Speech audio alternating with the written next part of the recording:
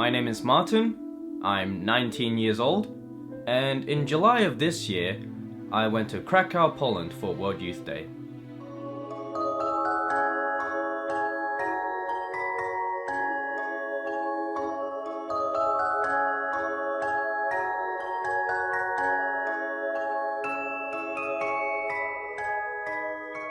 When I was in year 10, which was 2013, I had a chance to go to World Youth Day in Rio with my high school. I didn't go because I wanted to focus on school, but thinking back, maybe I should have taken the opportunity. I remember still being a stressful year 12 doing his HSC when my local parish priest, I know I've expressed more so that I am an atheist. Back then I was still a pious little Christian boy. The local priest was at the end of mass, and he gave out a short little notice asking if any youths were interested in attending World Youth Day. So me, along with a few fellow pilgrims, we raised our hands to say yes, we're interested, and just with that tiny gesture, one thing led to another, and before we knew it, we were halfway across the world.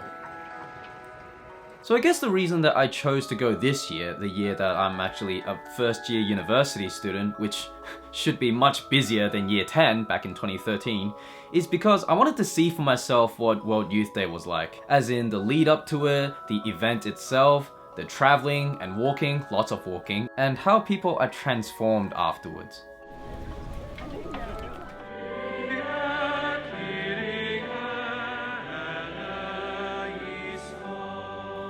I remember growing up seeing all those returned pilgrims from previous World Youth Days, and I always thought that there were these high figures who were looked up upon, they were very spiritual and very well respected, and they were the ones that came back renewed.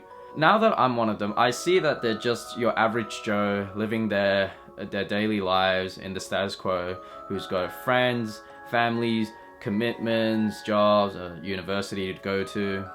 This is what World Youth Day sounds like and looks like. People everywhere, that's what. Usually people go in with questions regarding their faith, mostly. But personally, I went into World Youth Day thinking that it was gonna answer a question I didn't know I had.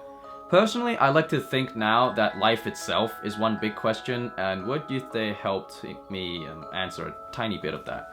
Truth be told, I've never been to Europe ever. I have never ventured too far north up the equator, and so this meant a really long flight. So without further ado, I'll let my past self do the talking and the coverage of our journey towards Europe. So enjoy.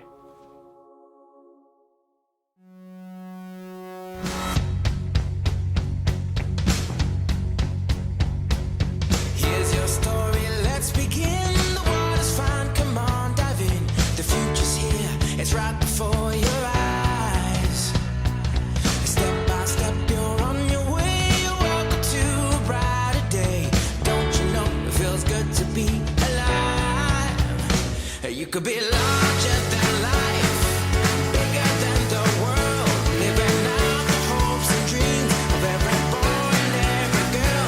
You could fly higher than the sky, shine brighter than the stars. You could have all you ever wanted, shoot the moon and reach for Mars. You know you I am feeling tired. I didn't quite get enough sleep on the plane, but I got a decent amount of sleep. I haven't felt the jet lag yet, but I might. Feeling excited, fine. well, not just that. Define fine. I'm waiting until. Oh, okay. Checking my time. It's 1 o'clock Australian time. Look at that car. They even have a car indoors. But I'm excited for heading over to Poland in the next hour. Our gate's just over there, and we'll be boarding with all these other pilgrims who have actually joined us here as well. times are changing everywhere. Do we dream and do we dare? It's up to you. The door is open wide. Feel the rhythm of today. Learn the part and join the play. The world is here. Let's take it for a ride. You could be larger than life. So exciting. I can't believe I'm here. Really? I know. We've been on the plane for like I don't how know. long? It's like a day.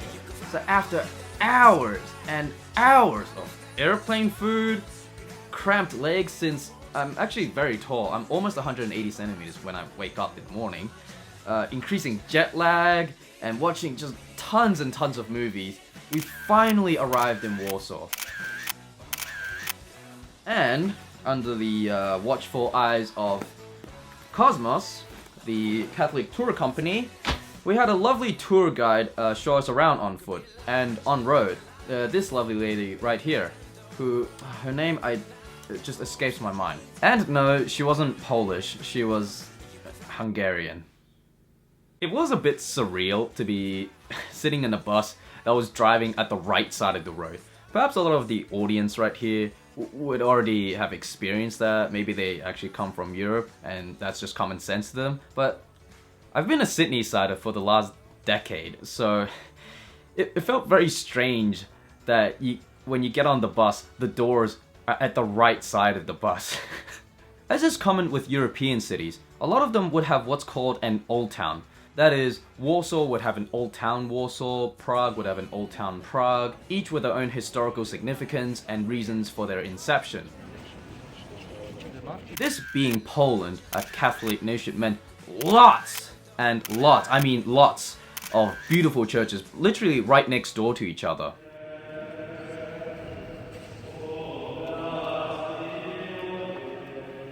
And just from this European experience, you could see that we were clearly in a festive mood and then we were taking our time to enjoy ourselves. No wonder that they called the king of instruments.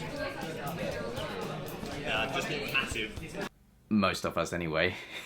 He was very jet lagged, let's just say. After spending a day in Warsaw, at long last, we made our way over to Krakow by bus. We visited a few sites along the way.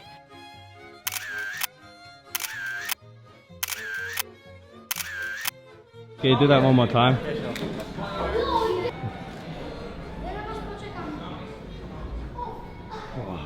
Said goodbye to our lovely tour guide, got settled into the student accommodation at AGH University. This is us hanging out at midnight. Very chill. And we had time to ourselves to explore Krakow. How's the map looking? The sights and sounds of this place. 3, 2, 1. Hey, hello, hello.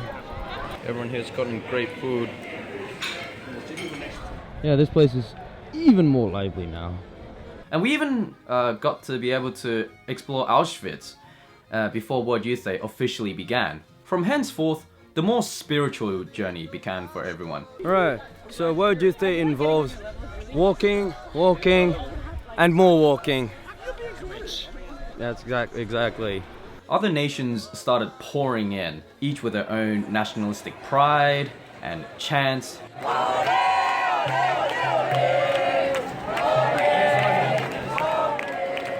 As you can see around me, a whole bunch of other countries have assembled. Before it was just Australian dominated, but now all kinds of countries are here, man, and it's crowded as hell. Everyone's so friendly, so that's a good thing. Every nation was, however, united with high fives, Hey, Australia! woo, playing rugby, trading flags, and just getting to be more internationally friendly. You can do it! 1, 2, 3, 4. Where are you from? Australia! We are kangaroos! Alright, thank you. Through the pouring rain, huddling around to listen to English translations on the radio, miles of endless walking, thousands of prayers, mud, sweat and tears, lots of mineral water which the Europeans seem to love despite how bitter they were. The tap water actually have a very high concentration of chlorine, and the blistering heat, especially with a fellow bishop who, despite his Australian identity, he must have been an Eskimo. We ventured on. Many friendships were made throughout all these hardships. I met up with my high school friends, my high school teachers, and I made new friends. And I cannot remember for the life of me who said this. I think it was an American archbishop from one of our many catecheses. But basically, he said to us, like, if raise your hands if you're feeling tired or something like that.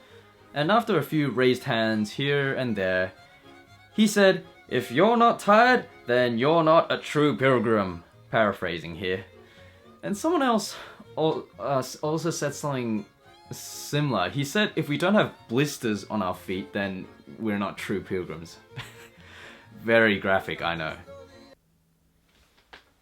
I did manage to get a video of Pope Francis very close up amid just massive amounts of clamoring pilgrims. Here, you can see the video how close I was. But as you can see, it was out of focus. Fortunately, a friend of mine had a very special seating for Vigil Mass the night before the final Mass, and suffice to say, her video was way better.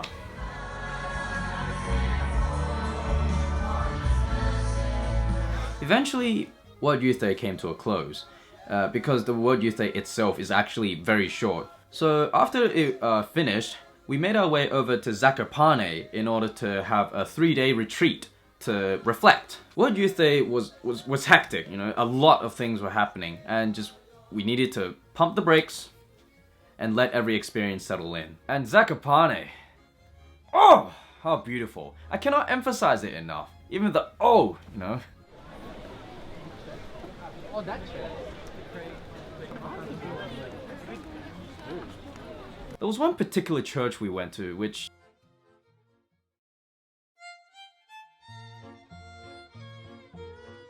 not even gonna try and pronounce that.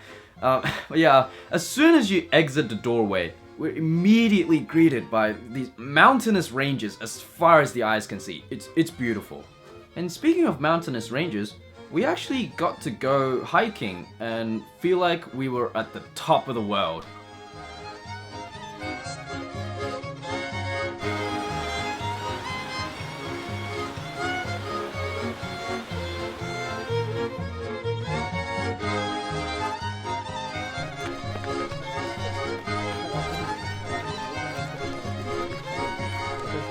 And before we went home, we actually went to explore Prague as well.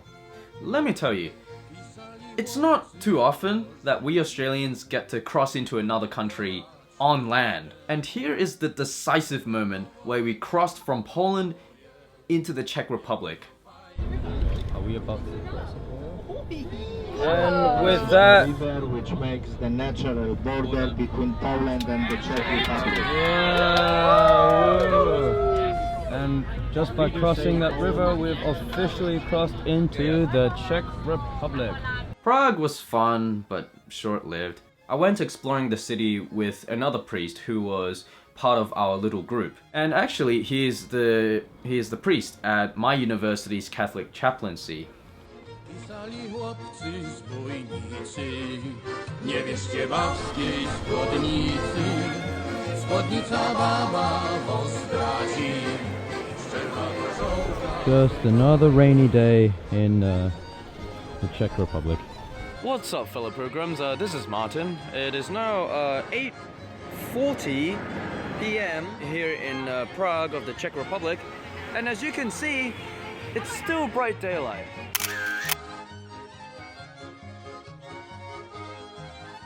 But all good things must come to an end, and before long, we were at the airport in Prague, heading home. Back to families and friends, back to university. I've seen you guys in hours, man. Yeah, 7 hours.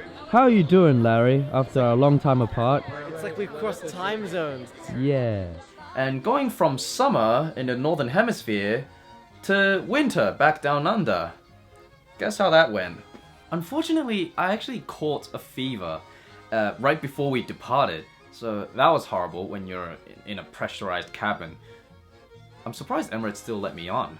Even though I'm still an atheist, I have to say that the endearing friendships that I have made and encountered, the journey itself, all the hardships, all the challenges, and being so far away from home, surrounded by so many other countries, it was all worth it. It's a rare opportunity to express national pride in such a unique way. And look, If Christians are known for being open to people outside of their religion or denomination, then take them up to their words, and World Youth Day was a great opportunity for that, for me anyway. Obviously, it's a huge undertaking because, for one, it's a Christian event, obviously, but if you're a Christian atheist, I know that sounds weird because it's just like juxtaposes each other. I even proposed a documentary for that last semester. Then yeah, you'll get by just fine since you know basic teachings and structure. But I digress. I just want to put this to my community. I want to thank you all for supporting us youths in the lead up to World Youth Day. And this video was first made to be presented to them. Obviously, this version of the video is slightly modified from the original in order to fit my atheist narrative, and also taking into account the duration of the event that I have talked about and the editing time. This video was literally years in the making. And finally, thank you, the audience, for watching this video. Have a good one.